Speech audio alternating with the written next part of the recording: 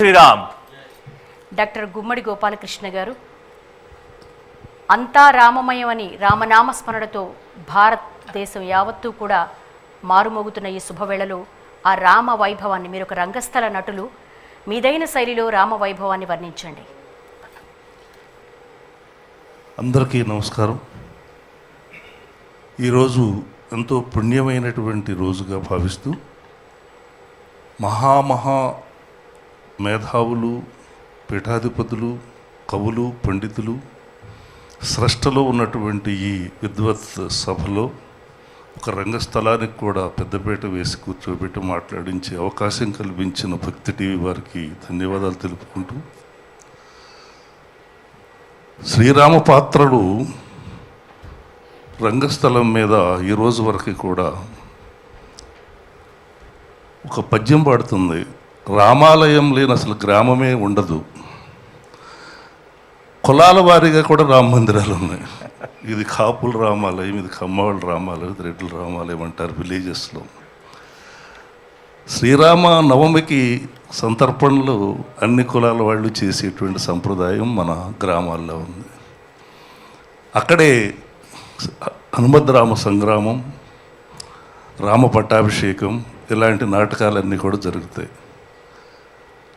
రాముడికి ఆంజనేయుడికి యుద్ధం పెట్టాలని తాండ్ర సుబ్రహ్మణ్యం గారు అనేటువంటి ఒక కవికి ఒక చిలిపి ఆలోచన వచ్చింది.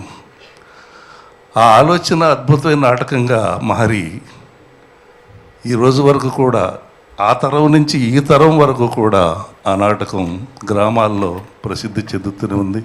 అనేకమైన గ్రామఫోన్ రికార్డులుగా కూడా పూర్వం పెళ్ళిళ్ళలో కానీ మైకులు పెట్టినప్పుడు శ్రీరామనామ రఘువంశ పయోధి సోమ అనే పద్యంతో మొదలయ్యేది.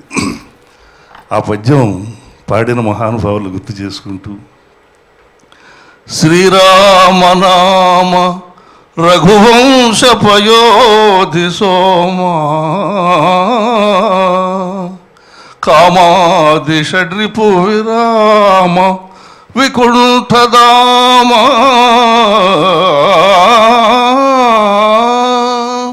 కందర్పకోటి సమసుందర దివ్యమూర్తి శ్రీరామచంద్ర శరణౌ శరణౌ ప్రపద్యే అని ఆ ఆంజనేయుడు పాడుతూ ఉంటాడు.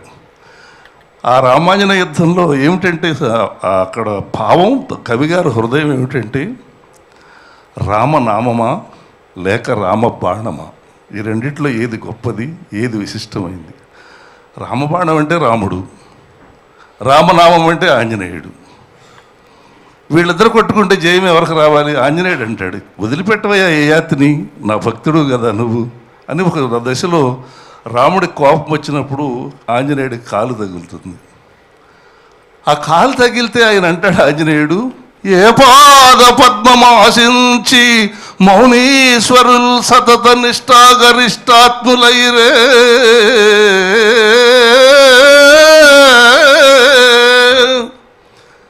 ఏ పాదం తగిలితే వాళ్ళందరూ నిష్ఠాగరిష్ఠులందరూ కూడా ధన్యత చెందారు. ఏ పాదమున ఉద్భవించిన భాగీరథి పుణ్యతీర్థమై,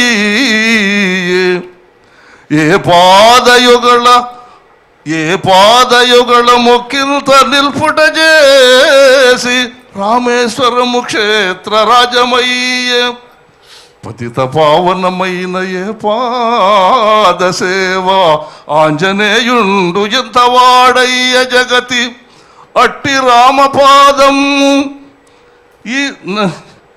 ఈ అట్టి రామపాదము తాకి, ఈ దేహాన్ని తాకి ఎంతగా నొచ్చుకుందో అని బాధపడిపోతాడు ఆంజనేయుడు. నేను రామపాత్రలు వేస్తూ ఉంటాను కాబట్టి ఇది ఆంజనేయుడు.